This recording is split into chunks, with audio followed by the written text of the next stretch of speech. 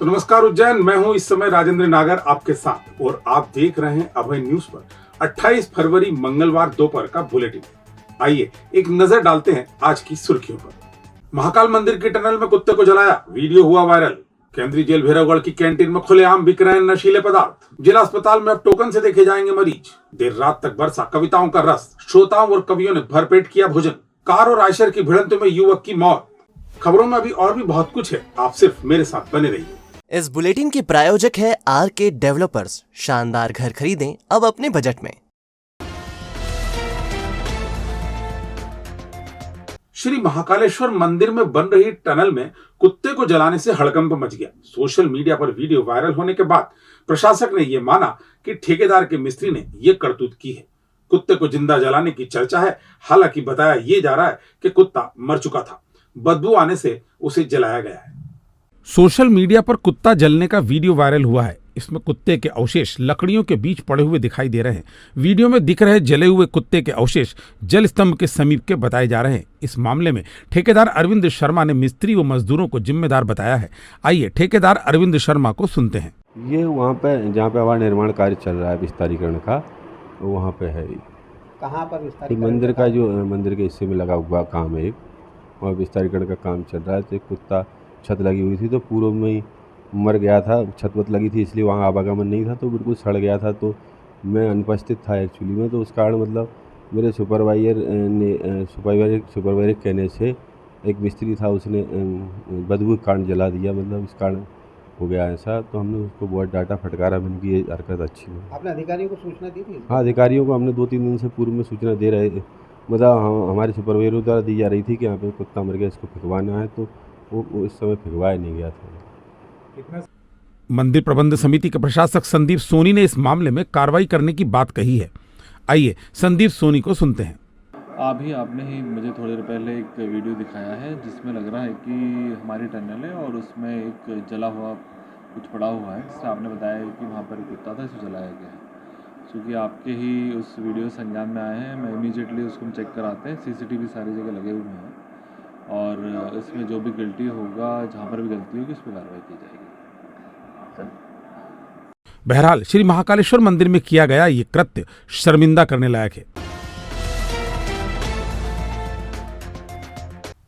केंद्रीय जेल भैरवगढ़ में अनियमितताएं थमने का नाम ही नहीं ले रही हैं। जन सुनवाई में जेल की कैंटीन में नशीला पदार्थ बिकने की शिकायत पहुंची। जेल में यह काम बाहरी व्यक्ति जगदीश परमार के माध्यम से किया जा रहा है। इस संबंध में एक जेल प्रहरी ने आवेदन दिया है और उसने जेल प्रशासन को सवालों के कटघरे में खड़ा कर दिया है। केंद्रीय जेल भैरवगढ़ में हो रही गंभीर अनियमितताओं की शिकायत लेकर जेल प्रहरी नरेंद्र चौधरी मंगलवार को जन सुनवाई में कलेक्टर के सामने पहुंचे तो लोग सकते में आ गए।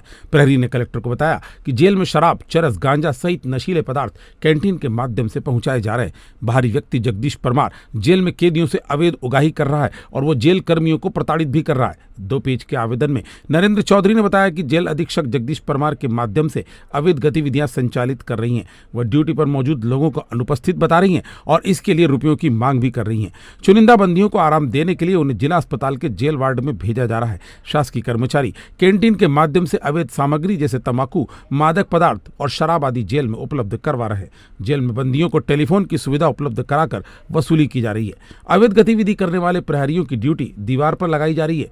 महिला प्रहरियों को प्रताड़ित किया जा रहा है। आइए शिकायतकर्ता नरेंद्र चौधरी से ही सुनते हैं जेल के अंदर चल रहे कारनामों के बारे में। जो अवैध रूप से पैसे की उगाही कर रहा है, बंदियों से लेकर जवानों से लेकर प्रहरियों से लेकर सभी से कर रहा है। मतलब आपकी ड्यूटी पे आपको छुट्टी लेना है तो उससे संपर्क करें, उसको पैसा दें, या आपको छुट्टी से वापस आए हैं तो अगर आपको नहीं ले रहे हैं तो फिर वो 4 दिन हो गए, 8 दिन हो गए, महीना हो गया, तो उस हिसाब से आपसे डिमांड की जाएगी। अगर आपको महीना भर हो गया तो आपको 50,000 रुपये देने पड़ेंगे। आपको कोई सा कार्य कराना है, शासकीय आवास आवंटित कराना है तो आपको 40,000 35,000 रुपये का आपको देना पड़ेगा उसको।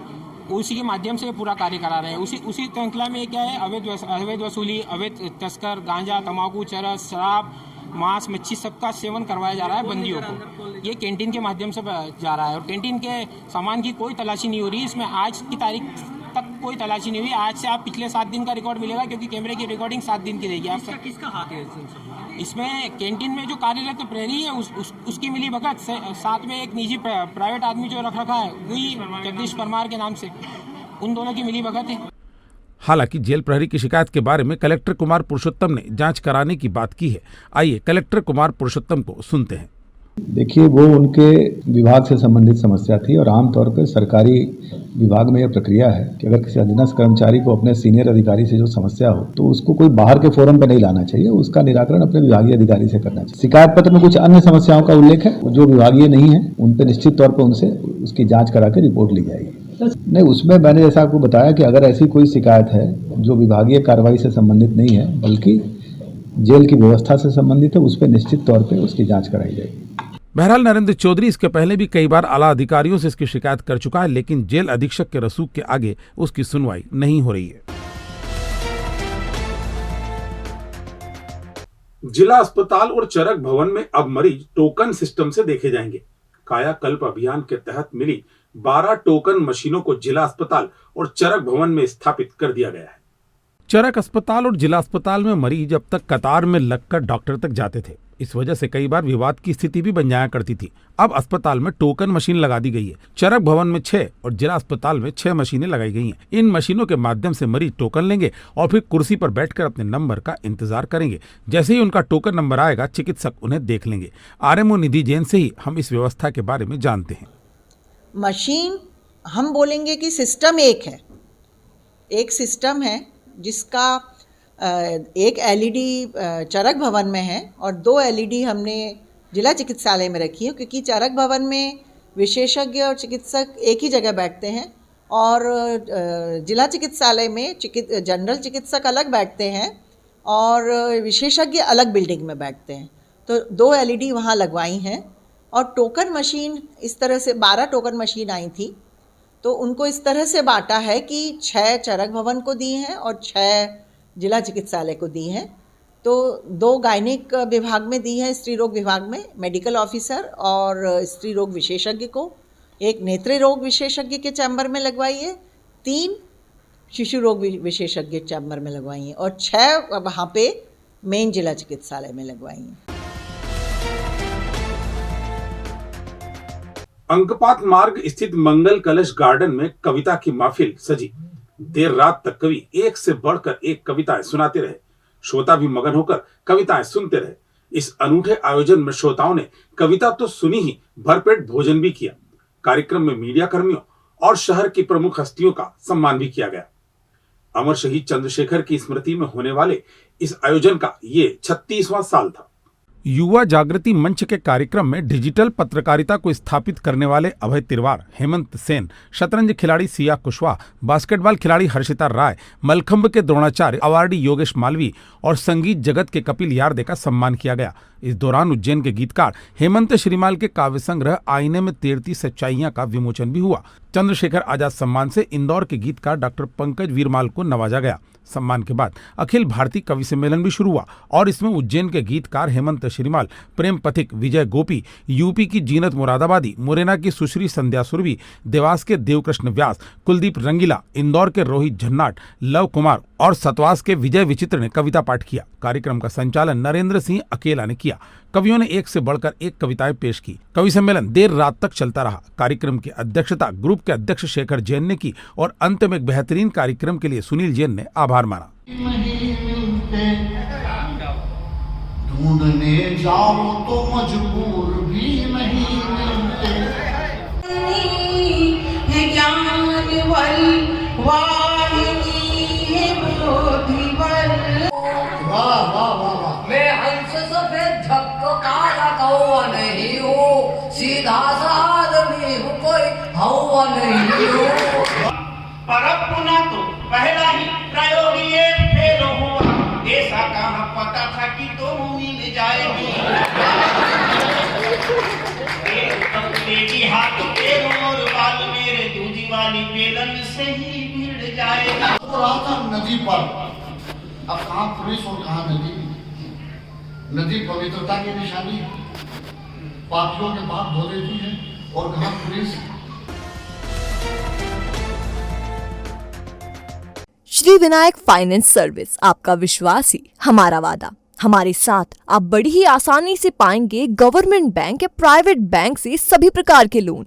तो अब कम से कम ब्याज दर पर पाएं home loan, mortgage loan, business loan, personal loan, ग्रामीण क्षेत्र में ग्राम पंचायत के पट्टे पर loan, gold loan, income tax return, दुकान का गुमास्ता, फूड लाइसेंस और सभी प्रकार के इंश्योरेंस के लिए भी विजिट कर सकते हैं। Shri Vinayak finance service B112 Mahakaleshwar नमकीन के ऊपर, इंदौर रोड, उज्जैन। या आज ही कॉल करें 9907432200 या फिर 9111068965।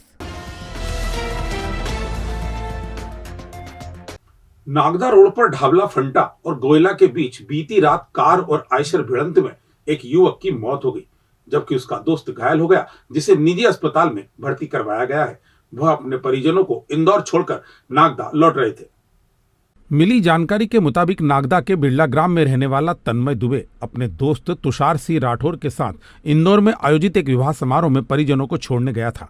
वहां से सोमवार रात वह वापस नागदा लौट रहा था। तभी रात करीब 9:30 से 10 बजे के दरमियानी ढाबला फंटा और गोयला के बीच तन्मय की कार की आयशर क्रमांक MP 09GF 8193 से भिड़ंत हो गई, जिसमें तन्मय की मौत हो गई और उसका दोस्त तुषार सिंह घायल हो गया, जिसे निजी अस्पताल में भर्ती करवाया गया है। हादसा इतना भीषण था कि कार पूरी तरह से चकनाचूर हो गई और आयशर का अगला हिस्सा भी क्षतिग्रस्त हो गया।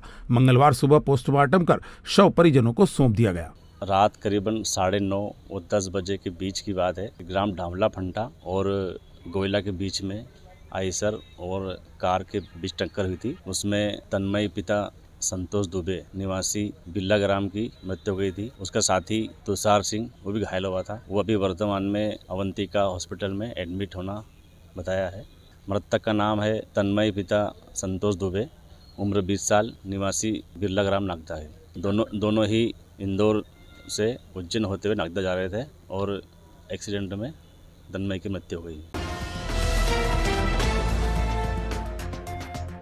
मंगलवार को 3 बत्ती चौराहा के सिग्नल 2 घंटे तक बंद रहने से सारा ट्रैफिक अस्त व्यस्त हो गया, जिसे जहां से जगह मिली वह उस साइड से वाहन निकालता रहा। शुक्र रहा कि इससे कोई बड़ा हादसा नहीं हुआ। 3 बत्ती चौराहा के सिग्नल अमूमन सुबह 8 बजे शुरू हो जाते हैं और रात 9 बजे तक चलते हैं। मंगलवार को सुबह 9 बजे से 11 बजे तक सिग्नल बंद रहे और इस वजह से ट्रैफिक अस्त व्यस्त हो गया।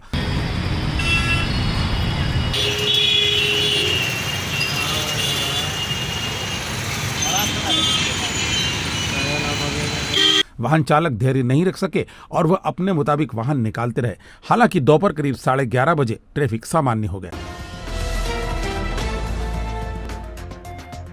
शादी में मक्सी जा रहे एक बुजुर्ग पवासा के पास सड़क हादसे में शिकार होकर गंभीर रूप से घायल हो गए थे। उन्हें निजी अस्पताल में भर्ती करवाया गया था, जहां इलाज के दौरान बीती शाम उनकी मौत हो गई। दरअसल मृतक का नाम मनोहर सिंह पिता रतन सिंह यादव है। उनकी उम्र 67 वर्ष है। वह 14 फरवरी को शादी में शामिल होने मक्सी जा रहे थे, लेकिन पवासा से थोड़ा आगे सड़क दुर्घटना का शिकार हो गए। गंभीर घायल अवस्था में उन्हें सांवे रोड स्थित निजी अस्पताल में भर्ती करवाया गया था, जहां सोमवार शाम उनकी मौत हो गई। मंगलवार सुबह शव का पोस्टमार्टम कर परिजनों को सौंप दिया गया। ये मक्सी जा रहे थे शादी में 14 तारीख को। ये अपने पवासा से थोड़ा आगे रोड पे। क्या नाम है? मनोहर सिंह। 14 तारीख को JK में। इनकी डेट कब हुई? कल। कितने बजे? 5 के 4:30 5 के समथिंग। भविष्य की चिंता छोड़ो, पंडित गोविंद गुरु से नाता जोड़ो। ना कोई पैसा, ना कोई फीस, बस लीजिए गुरु जी का आशीष। आज ही जाने अपनी हर समस्या का समाधान। संपर्क करें 9827030415 या 9302230415। हमारा पता 8 अलगदाम कॉलोनी, सावे रोड, उज्जैन।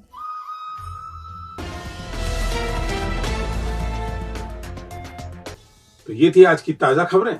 कल फिर इसी समय आपसे मुलाकात होगी। तब तक के लिए नमस्कार।